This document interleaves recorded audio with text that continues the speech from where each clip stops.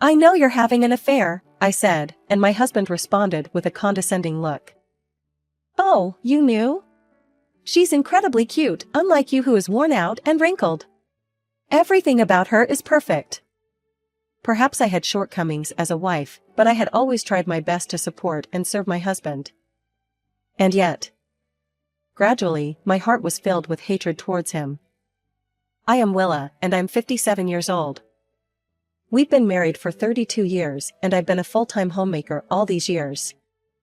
My only daughter, Nayeli, got married a few years ago and now lives in the suburbs with her husband, Colt, who is the same age as her. My relationship with my husband began as an office romance. I started working as a secretary in a company after high school, and my husband was working in the sales department in the same company. He was always confident and highly regarded for his excellent sales performance. At that time, I saw him as a manly and reliable guy. When we announced our marriage, I was mobbed by female employees who looked at me with envy. Currently, my husband holds a managerial position and seems incredibly busy. After we got married, I resigned from my job and became a homemaker, and my husband expects me to take care of everything in the house, from household chores to his personal needs. He believes that household chores are a wife's duty and has a dominant attitude. I am not complaining about me doing all the housework. I consider myself fortunate to be a full-time homemaker in this day and age. But I was fed up with being asked to take care of him as if I was taking care of a big kid I don't remember giving birth to. When my husband returned home, the previously tidy room was soon a mess. It was my duty to pick up the clothes he had scattered, organize his personal items strewn on the table, and prepare everything he needed for work the next day. The bathtub and wash basin were terribly dirty after my husband used them, with shampoo and face wash splattered all over them, and the mess after he ate was left untouched. When I pointed out these issues, he shouted at me. Taking care of the house is your responsibility as a wife. Don't slack off. There was one incident when he came home drunk and made a mess, and even then, I was the one who had to clean up after him. I had mixed feelings, but I convinced myself that we were able to live comfortably all thanks to him. Then one day, something extraordinary was discovered. As much as $300,000 had been withdrawn from our bank account. What's going on? I panicked and called my husband, but he didn't answer. I took a deep breath, drank some tea, and tried to calm down. Since I couldn't reach him, I had no choice but to wait for him to come home. I decided to ask him after he came home. That night, as my husband was lounging on the sofa after dinner, I confronted him. There's something I want to ask you. I began. Huh? What is it? My husband, who was fiddling with his phone, looked at me for a moment, but quickly returned his gaze and replied in a tedious manner.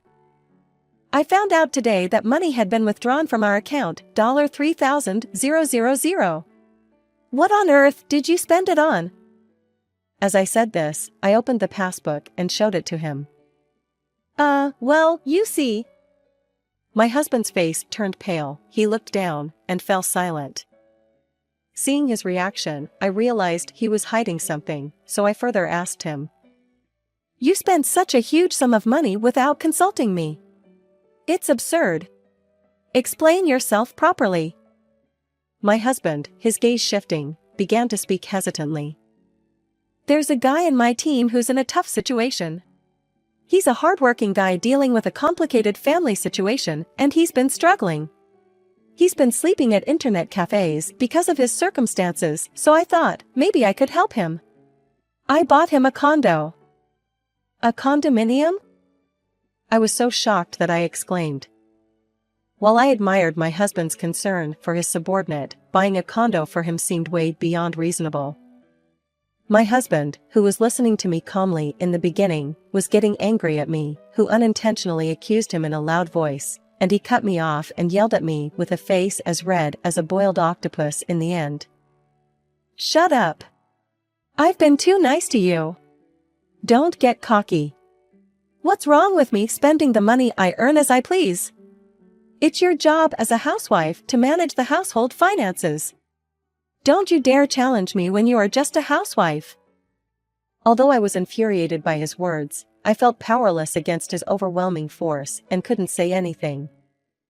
My husband gave me a disdainful look and left the living room. I felt uneasy about my husband's attitude, so I decided to hire a private investigator to look into his affair. The results were as expected. He was deep into it. His affair partner was his subordinate, and she was a young woman not much older than our daughter. The photos showed them enjoying high-end French cuisine together, entering and leaving hotels, and even entering her condo with their bodies close together. I guess the poor subordinate my husband was referring to was her. I had been devoted to my husband and supported him, who was extremely busy with work for more than 30 years, and to be betrayed like this. I was about to explode with emotion, wanting to get a divorce right away, but I reminded myself that I needed to keep my cool and decided to talk to my father for the time being. My family has a history of land ownership, and my father owns multiple properties. My mother passed away when I was a student, leaving my father living alone in our family home. When I went to my family home, my father was always happy to see me and says, "Willa, welcome back." "Dad, I'm back. There's something I'd like to talk to you about today." I confided everything to my father about my relationship with my husband lately. He listened to my entire story without saying anything. When I finished, my father let out a sigh of disappointment. Seeing his sad expression, I regretted that I caused him worry. My father pondered something for a while, then quietly started talking. "Colt's actions and behavior are hard to comprehend as a human being. It's entirely reasonable for you to consider divorce. You should make him take responsibility. However, isn't this too hasty to divorce him right away? You two vowed to spend the rest of your lives together, so it wouldn't hurt for you two to have a proper conversation and decide together." My father's words cooled my head, which had been on the verge of exploding, and I began to calm down. I thanked my father and returned home, contemplating my next steps while preparing dinner. I can't forgive his betrayal, but I was able to raise our lovely daughter and live comfortably for years thanks to him. His affair with his subordinate might be a momentary lapse in judgment. I decided to observe my husband's actions with a more open mind. That night, I stopped my husband, who was about to head to the bedroom after dinner, and proposed something. "Could we go to the fireworks festival next weekend? We used to go as a family when Nayeli was younger." "Huh? A fireworks festival? Sure, I guess." A fireworks festival takes place every year on the riverbank, which is about a 2-hour drive from our house. In recent years, it had been cancelled due to the global pandemic, but this year, it was featured prominently in online news that it would be held again for the first time in several years. My husband seemed taken aback by my sudden invitation, but without showing any reluctance, he agreed right away.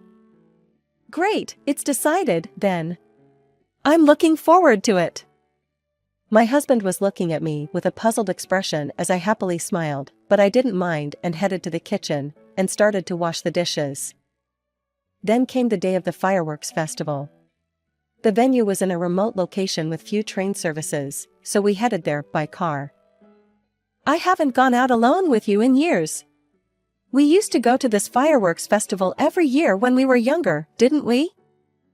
I said, trying to sound excited, but my husband just responded with a reluctant nod. Eventually, we entered the parking lot of the venue.